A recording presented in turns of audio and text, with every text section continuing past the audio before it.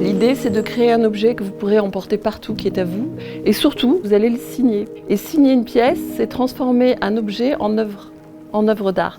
À partir du moment où une pièce est signée, elle a de la valeur. Ça veut dire qu'un être humain l'a faite et pas une machine. Vous prenez quelque chose qui vous plaît, que vous avez cueilli, et vous pouvez soit le positionner, puis remettre un coup de rouleau pour mettre une empreinte. L'idée, c'est que vous laissiez votre empreinte dans la vie et que toute la vie, vous vous souveniez de ce moment où vous avez mis cette empreinte-là. Vous pouvez aussi faire des choses qui sont intéressantes avec le doigt, parce que finalement, notre seul et premier outil, c'est la main. Donc vous n'avez peut-être pas besoin de tout ça. On tire la terre et on fait la forme. Vous pouvez faire la forme que vous voulez, selon votre caractère, votre sens du beau et votre humeur. Juste vos mains et la terre. La terre sur laquelle on vient de marcher d'ailleurs. L'idée, c'est de penser à aller vers le haut pour celles qui pincent et ceux qui pincent. Hein. N'allez pas juste écraser. Pensez que vous êtes tiré par un fil. Tu veux mettre plutôt des feuilles, des doigts ou rien, ou juste un petit dessin? Des feuilles. Des feuilles, viens choisir tes feuilles.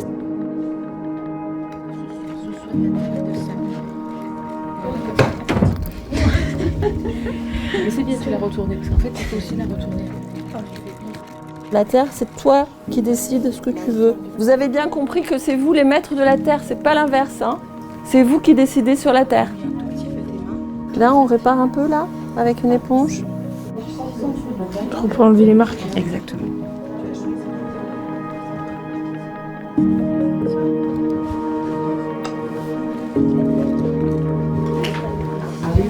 Composé à deux?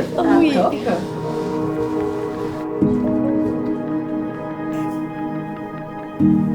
Bon, j'ai fini mon truc. J'ai signé en dessous. Je te remercie.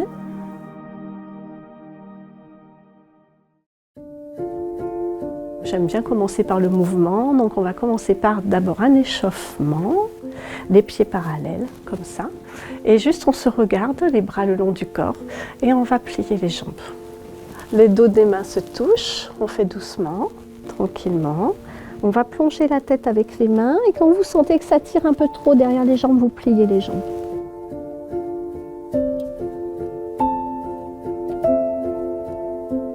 On m'a donné comme thème la nature. Je me suis demandé qu'est-ce qui pourrait être intéressant de tirer de la nature pour la chorégraphie, pour en faire une danse. Et j'ai pensé au mouvement de la vie. Pour moi, la danse, c'est la vie. Et je me suis dit, bah tiens, de quoi on a besoin pour créer la vie?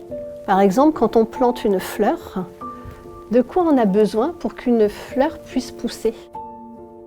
De l'eau. Donc le soleil, on peut dire le feu, de l'air, parce qu'elle respire, et la terre. Et à partir du moment où ces quatre éléments sont réunis, la vie peut naître. J'ai trouvé une musique intéressante avec des changements musicaux, et je me suis dit, tiens, les percussions, ça pourrait être la terre, les chants plutôt aériens, quelque chose de léger, donc l'air. Le piano représentait l'eau. Et à un moment, il y a tout l'orchestre symphonique qui reprend la musique ensemble et ça pourrait être le moment du feu.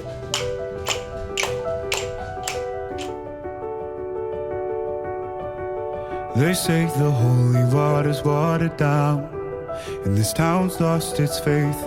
Our colors will fade eventually, so if our time is running out, day after day, we'll make the mundane our masterpiece. Oh my, love. I take one look at you, you're taking me out of the ordinary. I want you laying me down till we're dead and buried, on the edge of your knife, staying drunk on your vine. The angels up in the clouds are jealous knowing we found something so out of the ordinary. You got me kissing the ground of your sanctuary. Shatter me with your touch, oh Lord, return me to dust. The angels up in the clouds are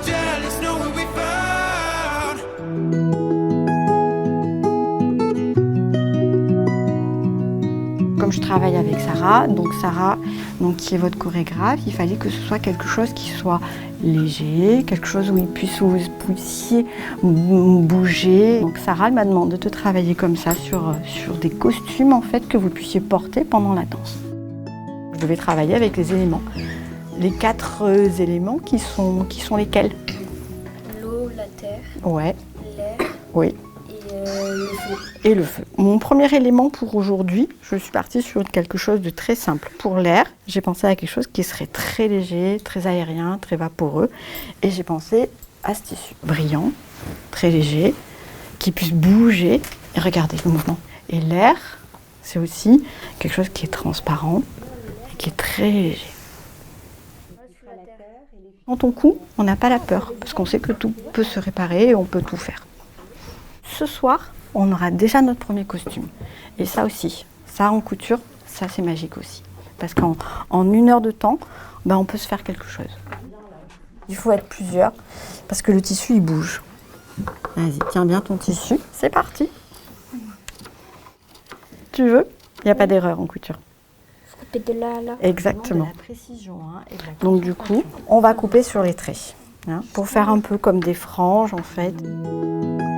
C'est génial. Ouais, t'arrives à bouger un peu les bras.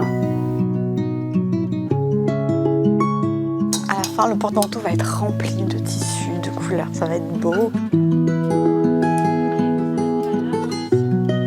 Je te laisse faire. Je couds trop mal. Ah, tu vois, tu me disais que c'était fastoche, que c'était plus facile. Mais le tissu, il est vivant sous tes mains. Attends, je vais le faire vraiment bien. Oui, s'il te plaît. Ce qu'on va faire dans un premier temps, on va quand même les positionner pour voir un peu ce que ça donne. On commence à construire en fait nos gouttes tout en rond autour de l'encolure. Qu'est-ce que ça donne? Fais voir. Est-ce que tu veux bien tourner? Ah, c'est pas mal, hein? C'est génial. On est toujours sur un travail d'équipe.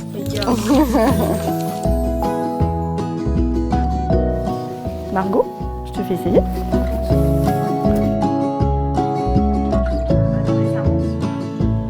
Moi, ce que je me suis imaginé, c'était de mettre effectivement les flammes comme ça en bas. Maïs, je te laisse les poser. On peut en mettre 3, 4, comme on veut.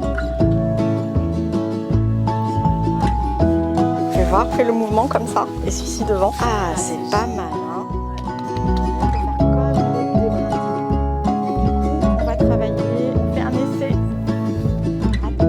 C'est mon mien. C'est pas mal. T'as vu? C'est pas mal, hein?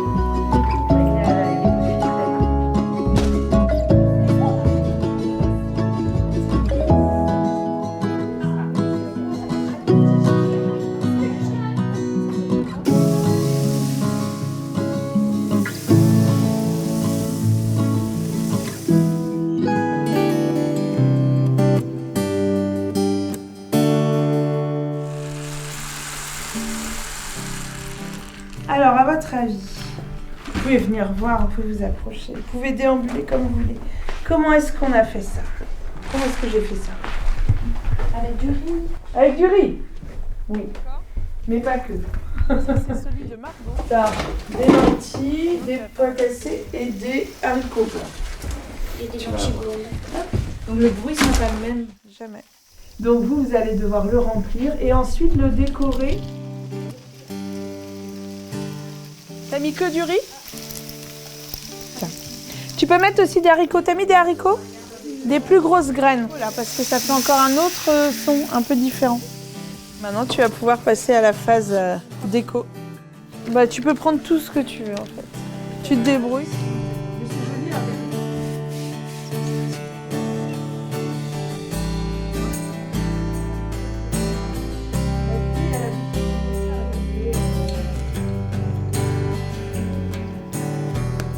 C'est trop calme. Déjà, je suis contente, t'as dit j'aime pas, t'as pas dit c'est nul. Parce que des fois, les gens disent c'est nul. Ben oui, qu'est-ce que nul? Qu'est-ce que t'aimes? Non, mais ça, c'est la matière première de la création artistique, la confiance en soi. Tac. C'est beau. Tu pratiques les arts plastiques déjà? T'en fais souvent? Oui, ça va. Ça.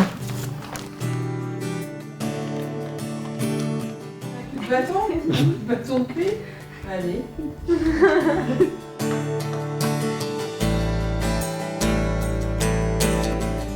Ah, super. Mais c'est génial. Super. Super. Attends, je mets juste un petit bout. Mais j'y vais un peu. C'est la matière première, non? De la rêverie. Tu crois pas qu'il faut rêver pour réussir à imaginer?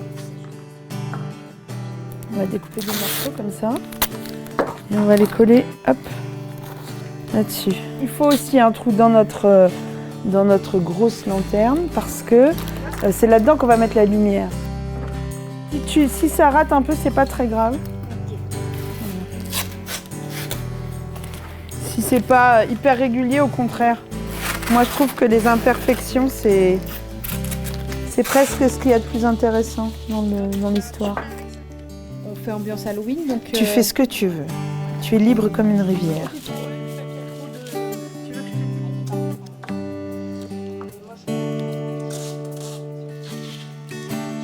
Tu veux que je t'aide? Moi, je veux bien faire une étoile. Moi, si je fais une étoile, ça ressemble à ça. Tu montes, tu descends, à gauche, à droite et tu rejoins. Ok, ok, je crois que j'ai compris. Oh, mais c'est trop facile en fait. Continue, continue, c'est très beau. Fais-lui des décorations partout, tu peux lui en faire partout. Alors après, on mettra des lumières aussi. Tiens, Margot. C'est beau, hein? Ouais. J'ai vu un sourire là, dans tes yeux.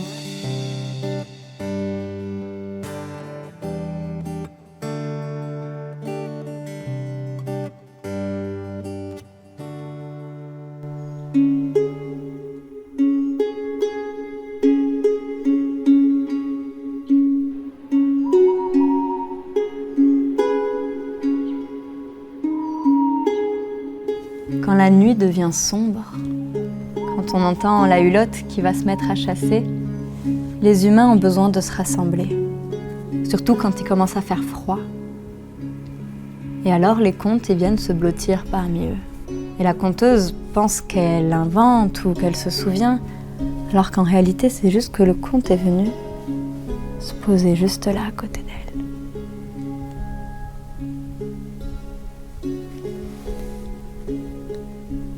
Nous sommes aux portes de l'hiver. Alors écoutez donc cette histoire qui commence à l'origine du monde. À cette époque-là, les montagnes étaient encore des géants et des géantes qui parcouraient la terre. Et un jour, nul ne sait pourquoi, elles ont eu sommeil. Et elles ont décidé de s'étendre et de s'endormir pour une longue sieste. Et à cette époque-là, de leur immobilité, il est commencé à leur pousser sur la peau des poils. Mais des poils différents de ceux que nous on porte. Ils ont une tige brune et puis ils ont des trucs verts qui partent. Nous on les appelle les arbres.